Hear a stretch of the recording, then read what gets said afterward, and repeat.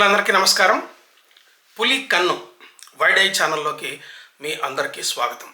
Bharat Ratna BR అంబేద్కర్ని మీరు అవమానిస్తున్నారు అని BJP, Congress పార్టీలు పోటాపోటీగా నిరసన తెలియజేస్తున్నాయి. పార్లమెంటు కార్యక్రమాలు జరగకుండా అవి అడ్డుపడుతూ ఉన్నాయి. అసలు జరిగిన విషయం అంటే వెళ్దాం. లోపలికి వెళ్లే ముందు చిన్న మనవి, నా ఛానల్ని ఎన్నో వేల మంది చూస్తున్నారు, కానీ సబ్స్క్రైబ్ చేయకుండా చూసేవాళ్ళు ఎక్కువ మంది ఉన్నారు, సబ్స్క్రైబ్ చేసిన వాళ్ళు తక్కువ మంది ఉన్నారు. కనుక మీరందరూ సబ్స్క్రైబ్ చేసి పక్కనున్న బెల్ బటన్ నొక్కితే మీలాగా ఎంతోమంది ఈ ఛానల్ని ఉచితంగా చూసేటువంటి అవకాశం ఉంది. ఇంక విషయంలోకి వెళ్దాం. నిన్న కాక మొన్న రాజ్యసభలో భారత హోంమంత్రి అమిత్ షా ఆయన ప్రసంగం చేస్తూ ప్రసంగ వశంలో ఆయన ఒక మాట అన్నారు. ఏమన్నారంటే, కాంగ్రెస్ పార్టీ వాళ్ళు మాటికి అంబేద్కర్ అంబేద్కర్ అంబేద్కర్ అంబేద్కర్ అని ఇలా పదే పదే అంటున్నారు. మీరు ఆ మాట బదులు ఏ దేవుడు మాట అయినా మీరు తలుచుకొని ఉంటే మీకు స్వర్గం దొరికేది అని అంటాడు ఆయన. దీన్ని కాంగ్రెస్ వాళ్ళు తప్పుపట్టారు. మీరు అంబేద్కర్ని అవమానిస్తున్నారు, మీరు రిజైన్ చేయాలి, లేకపోతే ప్రధానమంత్రి మోదీ గారు అమిత్ షాని మంత్రిమండలి నుంచి తొలగించాలి, ఇది అంబేద్కర్కి అవమానం అని చెప్పి కాంగ్రెస్ పార్టీ వాళ్ళు నిన్న పార్లమెంటు మకరద్వారం దగ్గర వాళ్ళు నిరసన తెలియజేశారు. పార్లమెంటు మకరద్వారం అంటే పాత పార్లమెంటుకి కొత్త పార్లమెంటు భవనానికి మధ్యలో ఉంటుందన్నమాట. ఇది ఏ విధంగానూ అసలు అంబేద్కర్ గారిని అవమానించడం కాదు అని చెప్పి బీజేపీ దాన్ని తిప్పికొట్టింది. ఇందులో మేము ఎక్కడ అవమానించాము? అసలు ఈ విషయంలో బీజేపీ చాలా దూకుడుగా ముందుకెళ్ళిపోయి కాంగ్రెస్ చేసిన తప్పులన్నింటినీ ఎండగడుతూ వాళ్ళు విమర్శించారు. మీరు అంబేద్కర్నికి పాపం చేసింది మీరు, అంబేద్కర్ని అవమానించేది మీరు. ఎట్లాగంటే 1955లో పండిట్ నెహ్రూ గారికి భారతరత్న ఇచ్చింది కాంగ్రెస్ ప్రభుత్వం, 1971లో ఇందిరాగాంధీకి భారతరత్న ఇచ్చింది కాంగ్రెస్ ప్రభుత్వం, రాజీవ్ గాంధీకి మీరు భారతరత్న ఇచ్చారు. కానీ బిఆర్ అంబేద్కర్కి భారతరత్న ఎవరు ఇచ్చారు? బీజేపీ సపోర్ట్ చేసిన గవర్నమెంట్ ఇచ్చింది. అప్పుడు మీరు ఎందుకు ఇవ్వలేదు? పాపం బిఆర్ అంబేద్కర్కి వ్యతిరేకంగా పాపం చేసింది మీరు అని చెప్పి ఒక బీజేపీ ఎంపీ దీన్ని తిప్పికొట్టాడు. అంతేకాకుండా ఇప్పుడు అనురాగ్ ఠాకూర్ ఇందాక మాట్లాడుతూ ఆయన కూడా ఈ ఎవరెవరు అసలు అంబేద్కర్కి వ్యతిరేకంగా వేరే క్యాండిడేట్ని నిలబెట్టింది నెహ్రూ గారి ప్రభుత్వం, నెహ్రూ నిలబెట్టారు, అంబేద్కర్కి రకరకాల సమస్యలు సృష్టించింది కాంగ్రెస్ అని చెప్పి దీన్ని వాళ్ళు ఇంకా చాలా బలంగా తిప్పికొట్టే ప్రయత్నం బీజేపీ చేసింది.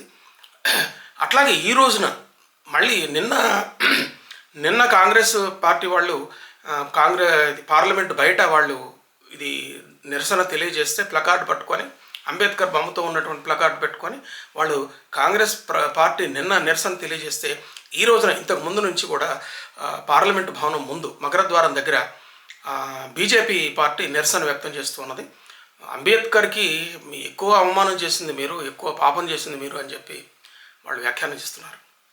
అయితే ఇక్కడ గమనించాల్సింది ఏంటంటే, ఇంకొక బీజేపీ నాయకుడు ఏమంటాడంటే, ఇది ఓట్ బ్యాంక్ పాలిటిక్స్, ఇది వాళ్ళు దగ్గరలో ఢిల్లీ ఎన్నికల దగ్గరలో ఉన్నాయి, అక్కడ దాన్ని దృష్టిలో పెట్టుకొని దళిత్ ఓట్ బ్యాంకుని ఆకర్షించడానికే కాంగ్రెస్ వాళ్ళు ఇదంతా చేస్తున్నారు. నిజానికి అంబేద్కర్ చిత్రపటాన్ని పార్లమెంట్లో ఎప్పుడు పెట్టారు? ఎవరు పెట్టారు? పార్లమెంటులో అసలు అంబేద్కర్ ఇదని చెప్పి పంచధామాలని చెప్పి అంబేద్కర్కి సంబంధించినటువంటి వాటిని ఎవరు చేశారు? లండన్లో ఉన్న అంబేద్కర్ నివసించినటువంటి ఇంటిని దాన్ని చేయడానికి ఎవరు ప్రయత్నం చేస్తున్నారు? కాంగ్రెస్ చేసిందా? మేము చేశామని చెప్పి బీజేపీ పార్టీ దాన్ని సమర్థించుకునేటటువంటి ప్రయత్నం చేశారు. బీజేపీ మాత్రమే అంబేద్కర్ని ఎక్కువ గౌరవించింది. అంటే కాన్స్టిట్యూషన్ని మీరు అవమానించారు, కాన్స్టిట్యూషన్ మీరు ఏదో చేయాలని చెప్పి కాంగ్రెస్ పార్టీ బీజేపీ మీద ఇది విమర్శ చేస్తే, కాదు కాన్స్టిట్యూషన్ని ఎక్కువ అవమానించింది కాంగ్రెస్ పార్టీ అని చెప్పి బీజేపీ తిప్పికొట్టారు. ఎమర్జెన్సీని ఎవరు పెట్టారు? ఎమర్జెన్సీ ఎందుకు పెట్టారు? ఎమర్జెన్సీని పెట్టడం కాన్స్టిట్యూషన్, అంబేద్కర్ సృష్టించిన కాన్స్టిట్యూషన్ అవమానించడం కాదా అని బీజేపీ దాన్ని తిప్పికొట్టింది. ఈ రకంగా నిన్న ఇవాళ మొన్న అంబేద్కర్ ఇష్యూ చుట్టూతా అటు కాంగ్రెస్ ఇటు బీజేపీ రెండు చుట్టూ తిరుగుతూ ఉన్నాయి. ఇది గమనించాల్సినటువంటి విషయం ఏంటంటే, కాంగ్రెస్ పార్టీ లేవనెత్తి ఇంత ఇష్యూ చేయాల్సినటువంటి తీవ్రమైన వ్యాఖ్య అమిత్ షా చేశాడా? అమిత్ షా చేసినటువంటి వ్యాఖ్యలో ఆ అర్థాలు ఉన్నాయా, అంబేద్కర్ని అవమానించినటువంటి అర్థాలు ఉన్నాయా అని చెప్పి ఒకసారి మనం గమనించాలి. గమనిస్తే మనకు స్పష్టంగా తెలుస్తూ ఉన్నది.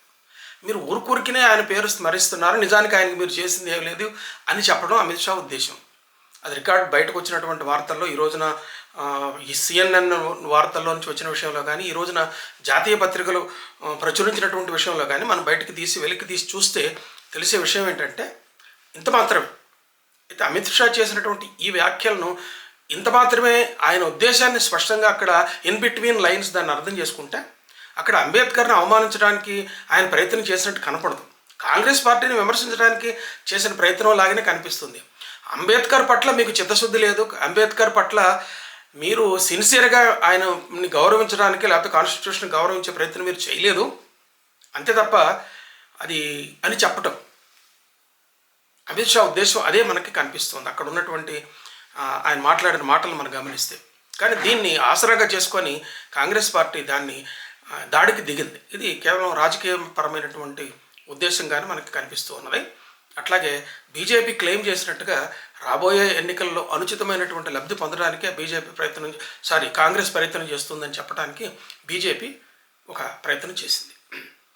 స్పష్టంగా తెలిసేది ఏంటంటే ఏ చిన్న అవకాశం వచ్చినా కానీ, అవతల పార్టీని విమర్శించడానికి ఏ చిన్న అవకాశం వచ్చినా కానీ రెండు పార్టీలు వదులుకోవట్లేదు. దీని కారణంగా అత్యంత విలువైనటువంటి పార్లమెంటు సమయం వృధా అయిపోతున్నది.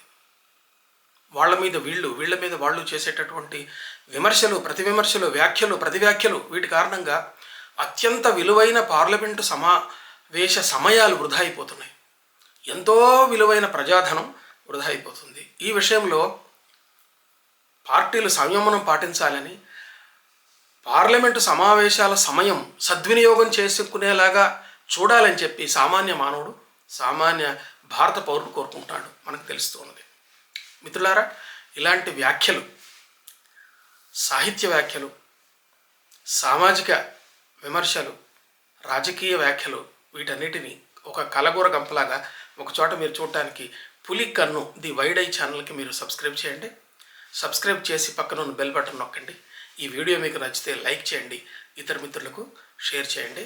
నమస్తే.